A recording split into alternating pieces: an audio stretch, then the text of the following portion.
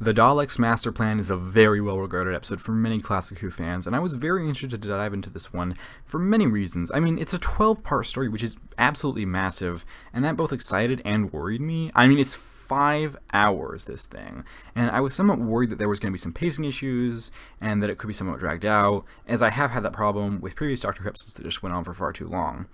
I was also excited because I wanted to see what they thought was worthy of a 12-part story, and of course, this is a story where 9 of those 12 parts are sadly missing, so I wanted to see how well it would hold up without the visuals, and this rambling introduction leads to the inescapable question of how well did they pull all these things off? Honestly, shockingly well. 5 hours is a long time, and if you're not doing things with that time, the story is really going to drag. Somehow they managed to keep me engaged for so much of the story. Even though most of the visuals were missing, because the episode is sadly mostly missing, there was only one part of this story where I felt like a waste of time, and that was the Christmas episode, naturally, because they just kind of goofed off for the whole thing and wasted time. It was a bit of fun, but I would have preferred it wasn't in the story. As far as our characters are concerned, we obviously have the newcomer from last episode, Katrina, and her dynamic works quite well in this story. I'm glad she was here. I still don't have much to say about Steven, and I'm honestly not sure why that is, but I hope I can really figure that out before he exits the show.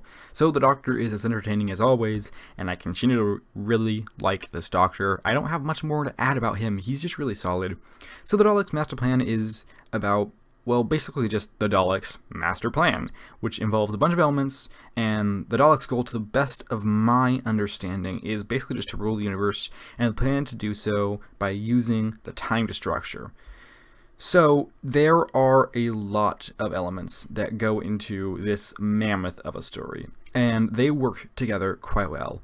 Early on, there is a meeting with a bunch of different species where they all work together with one goal, which they get pretty excited about. I mean, it's cool to see all of these different types of creatures in this room. I did quite enjoy this scene. So it's also worth noting that Nicholas Courtney makes an appearance in this story, and I mean, his character works and services this story, although there isn't too much more to say about that. I mean, he's there, so I have to mention it, but yeah, that's about it.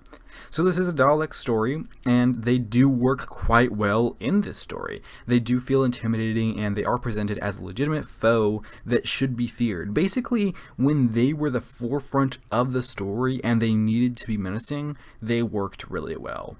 I definitely am recommending this one for those of you that haven't already seen it.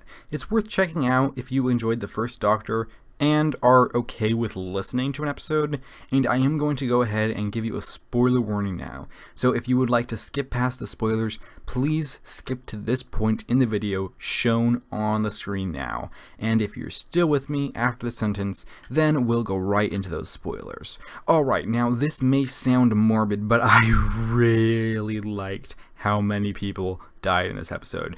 It just felt like things mattered more, and there were more stakes, and the biggest example I can point to of that is in part 4 when Katrina dies, which is both shocking and heartbreaking. And it's heartbreaking because it never felt like she truly knew what she had gotten herself into. So when she just dies just like that, without a clear understanding of what's going on, that was just a fantastic moment, and I really was left stunned after that. Also, it's worth mentioning that the meddling monk makes his return, which is good fun because I quite liked that character, and I enjoy seeing him back. I would honestly be happy if they decided to bring this character into New Who, because he's just fun to have around, at least for me. The best part of this story to me is the final part, which was just thoroughly engaging storytelling, listening to what was happening and picturing what happened as Sarah faded away into nothingness, and the massive amount of damage that the Time Destructor did against the Daleks is just glorious to hear. And this one episode, I really do wish this one episode I could have seen the visuals for, because the audio works so well, and it just makes me so badly want to actually see it. There is definitely more about this story that I could talk about, but there isn't more that I want to talk about. I've said the things that I like about this episode, and I mentioned my biggest problem, which was the Christmas episode. But yeah, that's about it.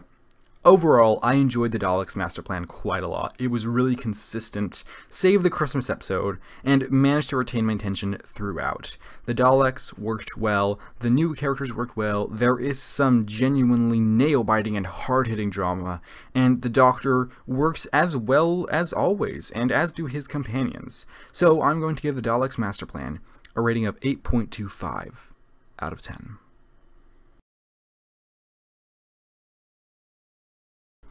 If you join me again this coming Sunday, then I will be reviewing The Massacre of St. Bartholomew's Eve. I have already listened to this one, and I'm going to report back to you then. So be sure to let me know what you thought about the Daleks Master Plan down below, and I hope to see you again this next Sunday when I give you my thoughts on The Massacre of St. Bartholomew's Eve. So, thank you for watching, take care, and have a lovely week.